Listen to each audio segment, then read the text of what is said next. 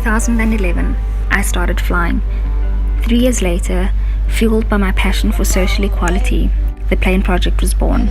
Today, the Plane Project is a registered non-profit ensuring that the basic healthcare needs of all South Africans are met.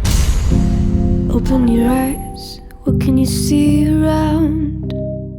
Wind of the open sky, over the siren sound. You see me fly, you know they'll never catch me for it. You see me fly, the way I put my finger on it. You see me fly, you got it, then try to tell me you got the wrong guy. How did you end up getting into aviation? I'm from Eastern Cape, Grahamstown. No airport close by. I never ever thought of the idea of becoming a pilot was never something I thought of. And I met a pilot by chance and I was like, cool, that could be cool. I wanted to work for the UN, so that was the dream. And then I got my pilot's license. I started working for a charter company and a flight school. 2020, when COVID just hit, all these clinics were complaining about this lack of resources, and I mean, it was really bad.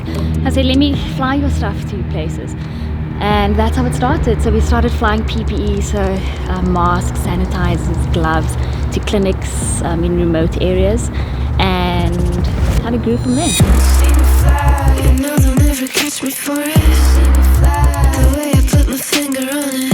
See me fly, you got it, then try to tell me you got the wrong guy. So this is one of the first planes that we used, the Cessna. I know it doesn't look like very much, but we could carry quite a load in these guys. Took these seats out, packed a bunch of stuff in like the cargo compartment, and yeah, and this is our little cargo door here. And this is the basic Cessna 170 that we used in the beginning. And in the years that you started from studying to where you are now, have you seen an increase in the number of young women who are getting into the industry?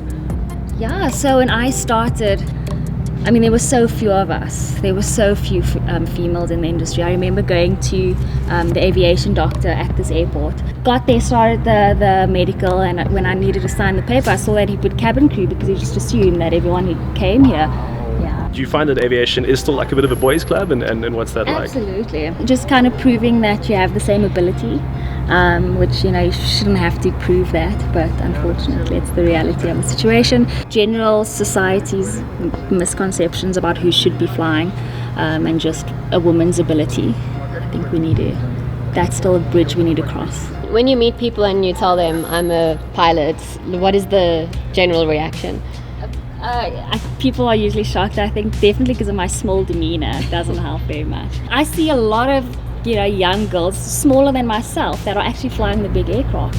There's a young woman that actually flies a specific aircraft behind us, and she's got guns about as big as mine, and she handles it. It's not to say that because you are small that you can't handle an aircraft.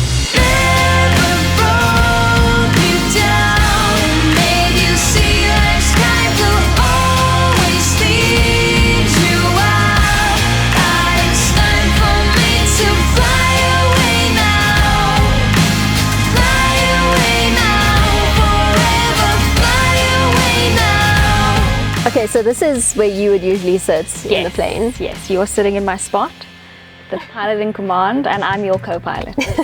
Okay, what happens now? Cool, so this is the control column. So what happens on that side happens on this side. So this controls the wings. So your rudders at the bottom is what controls the direction of your nose. So left rudder, yeah. So you actually only use this when you're flying. Wait, so when you're on the runway, you can do it without your hands? No hands. Look, Ma, no hands. Okay, so and how do you go?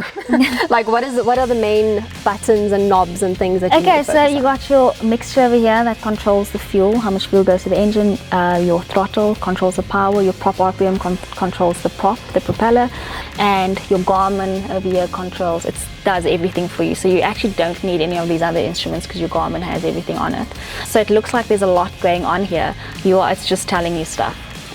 So your altitude, pressure manifold, your fuel flow, how high you're going, how fast you're going, your airspeed over there. Okay, cool. And this is the plane you usually use for your missions and Yes, stuff? so this is one of the bigger ones that we use. If we have a bigger consignment, we use one like this. It's a Baron 58. So we did a lot of our KZN relief missions in this one. Okay, so the back's usually filled with supplies? Yeah, so seats get taken out and plane gets loaded. That's amazing.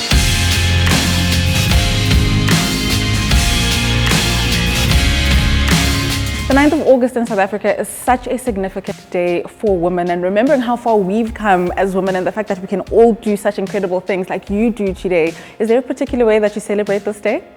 Well, on this Women's Day, we're having a group of young women coming to the airport. We're going to do some intro flights. You know, the aim of the day isn't for these young women to pursue aviation as a career, but more so just to, just promote a little bit of happiness and, spread some joy. Seeing that there's a lot more women coming into this boys club, like what do you think the future for women looks like in aviation? Oh, bright, definitely bright. I see all these young women, especially at this airport, who start to train, and just the interest that young girls have in high school now is just so encouraging. And I do think that the next couple of years are going to see a big burst in growth for young girls.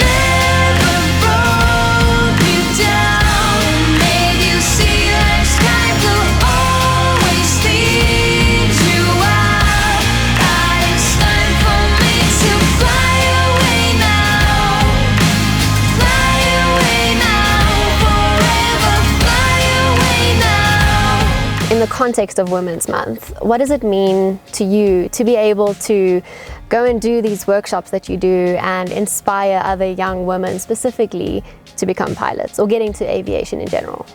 I think it's so important to have visible figures in the industry, and I think that, them just seeing me or seeing that it is possible that, women are able to do this sort of thing that's generally seen as a male field. I'm so inspired by young women who take an interest in flying, and I just want young women to know that it is as accessible and as open to them as it is to men.